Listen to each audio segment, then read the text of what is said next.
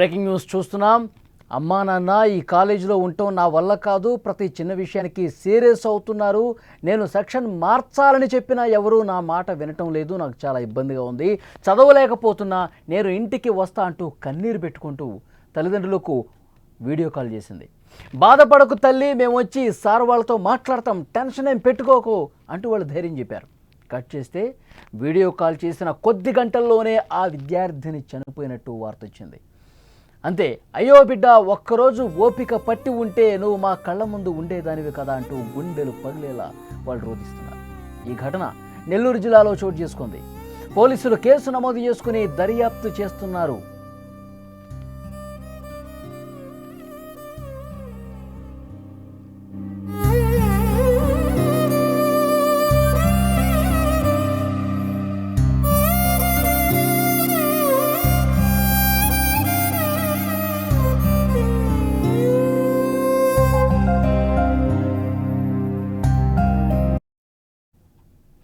సత్యవేడు మండలం అక్కడ రాచపాలెం గ్రామానికి చెందిన తిరుమలయ్య వేదవతి దంపతుల కుమార్తె 16 ఏళ్ల హేమశ్రీ 10th 550 మార్కులు సంపాదించింది.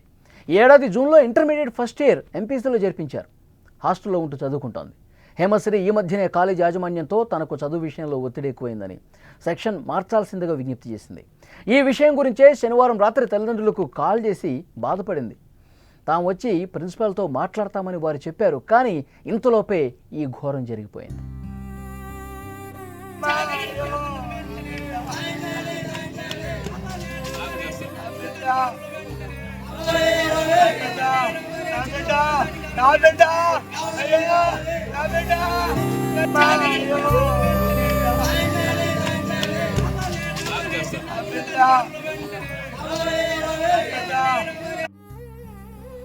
తల్లిదండ్రుల ఆవేదన అంత ఇంత కాదు.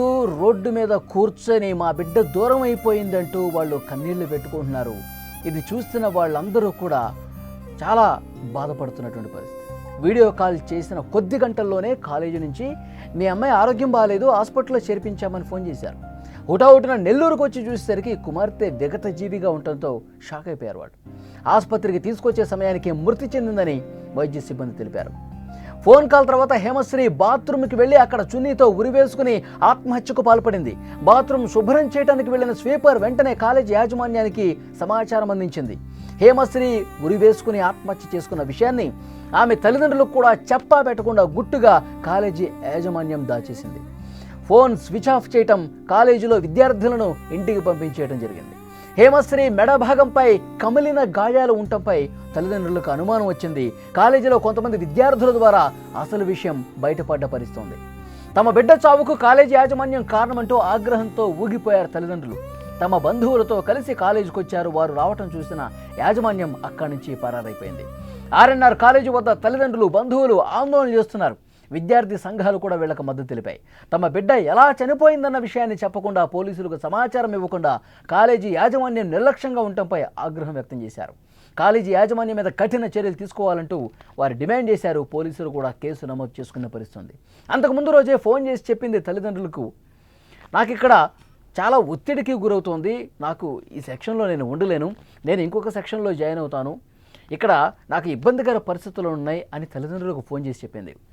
ఒకరోజు ఓపిక పట్టమ్మా, నెక్స్ట్ డే మేము వస్తాం, కాలేజీ యాజమాన్యంతో మాట్లాడతాం, నీకు చదువులు ఎలాంటి ఇబ్బంది ఉంది, అవసరమైతే నువ్వు కోరుకున్న సబ్జెక్టు నీకు వచ్చే విధంగా ప్రయత్నం చేస్తాం, నువ్వు ధైర్యంగా ఉండు, నీకేం కాదు అని చెప్పి నచ్చజెప్పే ప్రయత్నం చేశారు. తల్లిదండ్రులు ఆ పాపకి ధైర్యం చెప్పే ప్రయత్నం చేశారు.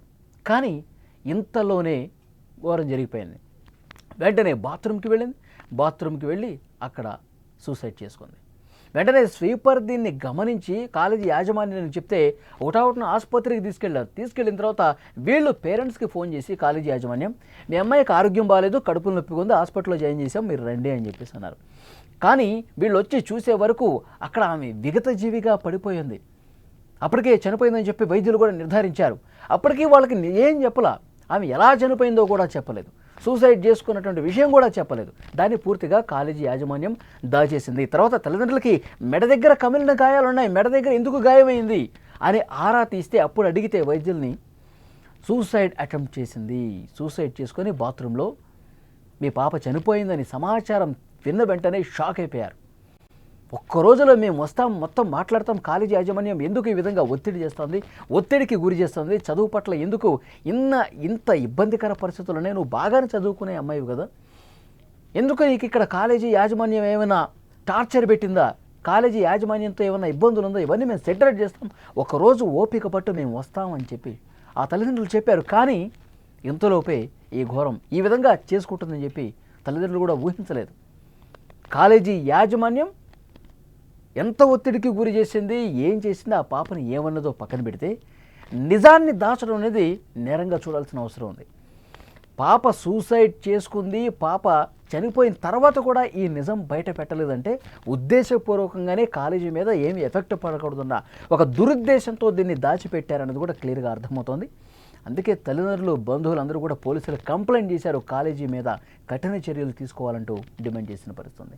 ఆ తల్లిదండ్రుల ఆవేదన చూడండి ఒక్కసారి. అమ్మా నాన్న, ఈ కాలేజీలో ఉండటం నా వల్ల కాదు, ప్రతి చిన్న విషయానికి ఇక్కడ నాకు ఇబ్బంది ఎదురవుతుంది, ఇక్కడ లెక్చరర్లు కావచ్చు, ఇక్కడ పాఠాలు చెప్పేవాళ్ళు సీరియస్ అవుతూ ఉన్నారు, నేను ఇక్కడ చదవలేను, కనీసం నా సెక్షన్ అన్నా మార్చండి అని చెప్పి ఆమె వేడుకుంది. ఇక్కడ కాలేజీ వాళ్ళు పట్టించుకోలేదు. తల్లిదండ్రులకు ఫోన్ చేస్తే నెక్స్ట్ డే రేపు ఎల్లుండో వస్తాం, నువ్వు ధైర్యంగా ఉండు, నువ్వు ఓపిక పట్టు, ఏమి మైండ్లో ఎలాంటి విషయాలు ఉంచుకోకు అని చెప్పి వాళ్ళు తల్లిదండ్రులు కొంత భరోసా ఇచ్చే ప్రయత్నం చేశారు. కానీ ఆ ధైర్యం సరిపోలా, వెంటనే బాత్రూమ్కి వెళ్ళి సూసైడ్ చేసుకుంది. కానీ కాలేజీ యాజమాన్యం ప్రవర్తన ఇప్పుడు చర్చనీయాంశమైంది. కాలేజీ యాజమాన్యం మిగతా విద్యార్థుల పట్ల ఏ విధంగా ఉంది, అక్కడ విద్యార్థులు ఏమన్నా ఈ యాజమాన్యం పట్ల వ్యతిరేక భావంతో ఉన్నారా, ఎలాంటి టార్చర్స్ పెడతా ఉన్నారు, ఇవన్నీ కూడా ఇన్వెస్టిగేషన్లో బయటకు వస్తాయి. పోలీసులు దర్యాప్తు ప్రారంభించారు. కాలేజీలో ఉన్న వాళ్ళని, ఈ పాప ఫ్రెండ్స్ని, అలాగే తల్లిదండ్రులందరినీ విచారిస్తూ ఉన్నారు. వాస్తవాలు త్వరలోనే బయటకు వస్తాయి.